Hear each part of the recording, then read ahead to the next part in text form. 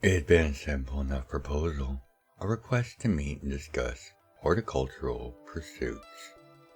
From what little other was included in the missive, the sender had lands on the Polaron Peninsula, and, due to geographic and other factors, was interested in entering into an agreement with us to grow a selection of crops that would seemingly fare better or otherwise produce better crops than the soil of their personal lands. In return, they would pay for the use of our lands and for the labor involved with the process. But, beyond the mention of a cut of end profits as an avenue of discussion, other details were scant. Only a return message card and the request for a prompt reply accompanied the missive. Having no real reason to distrust the offer, we had set a date and time for them to come and meet with us. As the brothers and I were watching the craft of our potential new clients float in on its final approach, the dense fog of the early morning was only beginning to thin. Only the bright lights of the skydock made it possible for them to safely land, it being illuminated in piercing beams of various colors of light. Justique was first to notice. "By the dunes, that's a first-generation Criterion transport. How is it even still flying?" Indeed, the vessel was a first-gen, thousands of years old. During our history courses at Trennis, there was an entire segment on the early Criterion military and the equipment it brought to bear. Now those were still only toys compared to both the craft of today and those of the NLR that they were hypothetically built to fight. However, they were nonetheless revolutionary for their time, and in the numbers they were built, effective. As the vessel broke through a particularly thick bank of fog, emerging like a bubble wrapped in the early morning mists, I noticed something else. "Might be a first gen, but it's got an exclusion field." Lassen's chuckle told me that he hadn't caught that fact any more than Justique had. "Good eye, Cap. So, an upgraded relic. Are they trying to impress us? Or perhaps they're just that practical of a soul. Why waste a good vessel after all?" We were still discussing the merits and the costs of trying to keep such a vessel operating as we watched the final landing approach, having walked to the pad as we were discussing it. "Lassen, I know you're not one for showing off, but..." I let the comment hang. His thin grin was all I needed as a response. He took a stance and drew in a slow breath and held it for a moment. The release of his breath, combined with his power flowing forth, were nearly perfect in their timing and their effect. As the pad and everything for a few yards beyond its edges began to clear the fog, as if swept away by the breath of some giant being, the vessel took the sudden clarity without missing a step, actually speeding up their approach and landing with expert precision. As the vessel touched down and Lassen released his power, the fog began to roll back in, no longer held at bay. Before it completely covered everything, and as the ramp began to lower, I spied a sigil on the side of the transport clearly for the first time. I only had time to whisper what it meant before the ramp had settled to the ground. "Laces tight, brothers. Looks like we're dealing with the farm." By the 9 and 4, I welcome you back to the library. I am the recorder, your conveyor of tales and knowledge of the realms, and today we're going to take a look at the only agricultural enterprise so successful, so well known and relied upon for its products of medicines and intoxicants that it is simply known as it always has been: the farm. Now, this is just going to be an overview of this surprisingly simple, yet vastly successful bit of land, and those that live and tend it. The area that is now known as the farm is located on the Polaron Peninsula, far north to the city itself, closer to the mountains actually that divide that stretch of land from the greater continent of Solaris. To the east, only the city of Drunkia is of note, and to the southwest, the toll roads of the scale-blessed forests with their time-saving magics pass far beyond on their routes to the various mountain passes to the north. At the time of the farm's founding, in the early years of the Age of Valor, less than a century or two after the victory of Genevieve and her fellow Valors, the lands were rife with goblins, orcs, and other races of savage pillagers, as they had been for as long as any could remember. The founders of the farm were a collection of adventurers that had made their home in those lands, fighting off those savages and monsters that would prey on the few communities that managed to exist in those dangerous lands. The foundation of the farm came as the result of this group's intervention and routing of two large goblin armies that were at war with each other. As they had ended that conflict through a combination of excessively raw violence and targeting that violence against the leadership of the opposing forces, they had a disturbingly large number of very scared goblins who had surrendered themselves without a fight. While it would have been considered proper to have cleansed the field of any of the surviving goblins, as the concept of the enlightened savage races was not even a thing at the time, this group instead chose to take them in and put them to work on what would become the farm. To the shock and surprise of those involved, not only did the goblins take to the work and the structure being laid out before them, they excelled. Under the guidance and teaching of the adventurers, who were themselves of good learning and manner, it took less than a decade for the farm to become a rumored place, somewhere where goblins acted like a normal person might. My warning was just barely given as the guards of our guests made their way down the ramp, aware but unconcerned or alarmed. The pair of goblins were wearing well-fitting yet rugged fatigues, each with a pair of crisp pistols on their hips. They made a cursory look around before signaling for their charge and our guest that it was safe. Had the ship's sigil not made me aware of where these individuals had come from, the guards would have been more than enough clue.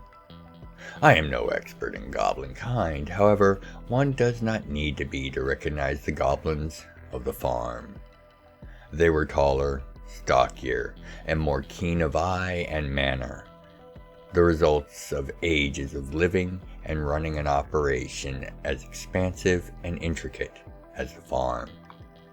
It was known that the goblin clans of the farm were amongst the first of their kind, the first to become enlightened to the ways of civilization. The older goblin that was now descending the ramp, wearing simple yet stylish attire, was the very epitome of their kind.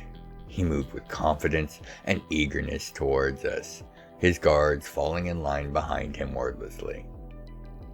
Closing the last few yards to meet him, and getting basic pleasantries out of the way, we made our way to the house, talking the entire way with our guest, who was most impressed by Lassen's clearing of the fog. We only have a few amongst our number that have any aptitude for the flame, Scrideer, our guest, was explaining. And fewer still that can accomplish anything nearing that. The heavy fog and constant patterns of this area is just another reason I wanted to discuss our offer with you. Soon, we were deep in talks, going over seasonal patterns and what crops they were interested in us growing for them. Chanlos, of course, was in attendance, serving to not only cover the interests of the Celestians, but to also make sure that our other commitments as far as produce and growth were kept in mind. The crops were several rare variants of narcotic and hallucinogenic plants, to be grown, harvested, and then promptly shipped to the farm for processing into their final products. Even unprocessed, the amounts of crops would be more than enough to invite the interest of anyone who was aware of them. But before the objection could be raised by myself or the brothers, Scry Deer had already pointed out that as part of their offering would be a selection of our choice of volunteers from their number to be able to form an expanded security force. The farm has many duties that must be done, but even as reserved as we are compared to our less civilized fellows when it comes to procreation, we are often at a significant labor surplus. Our standard training and educational programs ensure that they will be no less capable than a third-year Chinese cadet. We, of course, will cover the costs of their presence and their equipment as well as their salaries. However, beyond that, they will be, for all intents and legal cause, under your exclusive direction as to your security needs. I only ask that you make sure to keep some at hand to protect our mutual investment. But beyond that, they will be yours to deploy and utilize as you wish. Certainly a hell of an offer. As the farm is the primary source for a staggering amount of all intoxicants of various flavors, from hallucinogens to narcotics, sedatives, and poisons, the force that protects and guards these lands and crops are, understandably, well beyond capable. Generations of training have produced highly skilled warriors and very capable command and control with which to lead them. In fact, members of the farm's goblin forces regularly will be sent to Tranus to receive specialized instruction.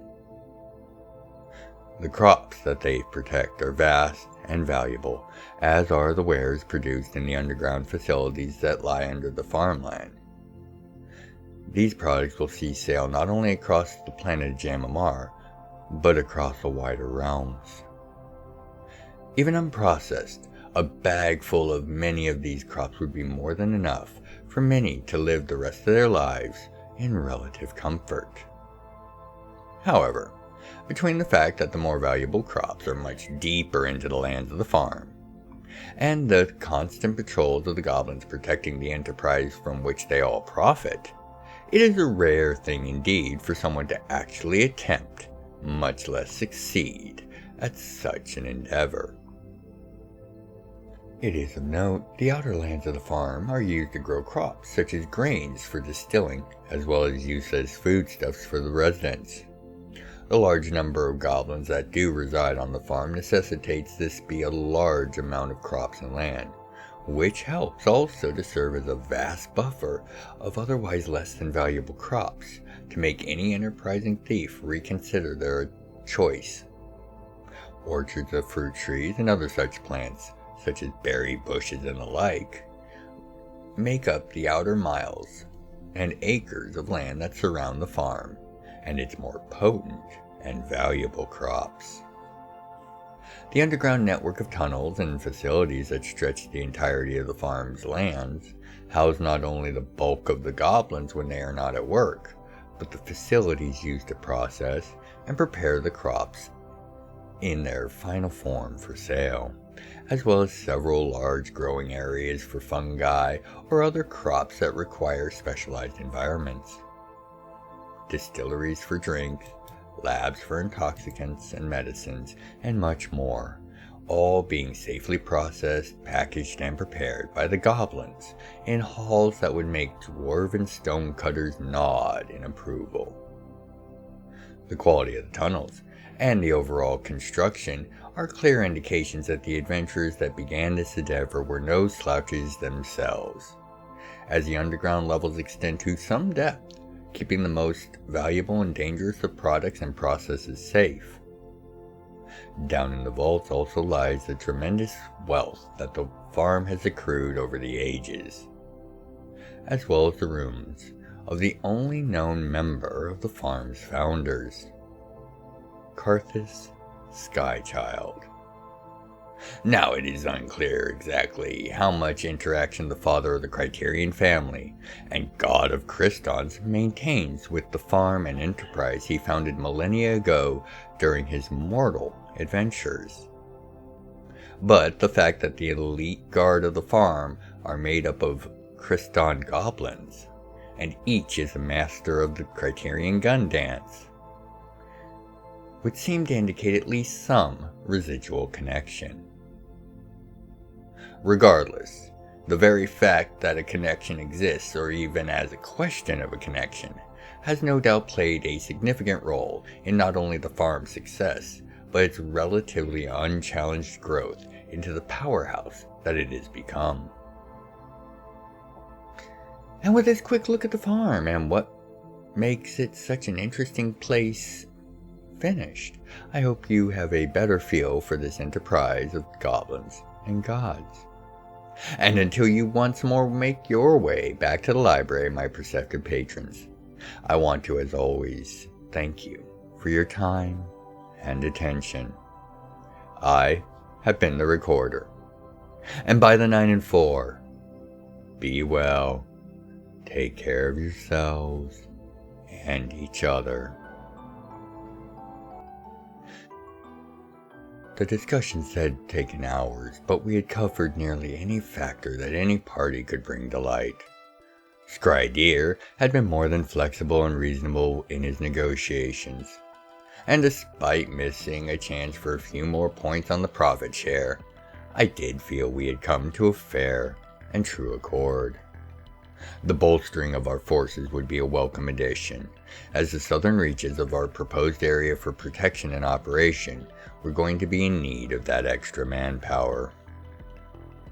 As the first stocks of seeds and first batch of support troops arrived, the discipline and attention to detail on display was impressive, and within a week we had already begun to see the new arrivals integrating with the locals seamlessly.